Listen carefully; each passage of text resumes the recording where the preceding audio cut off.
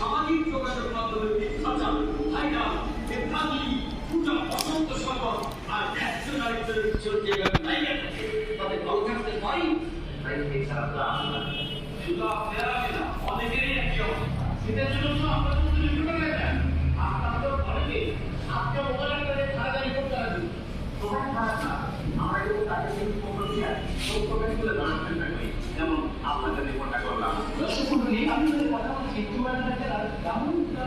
এটা একটা আর এটা একই জিনিস,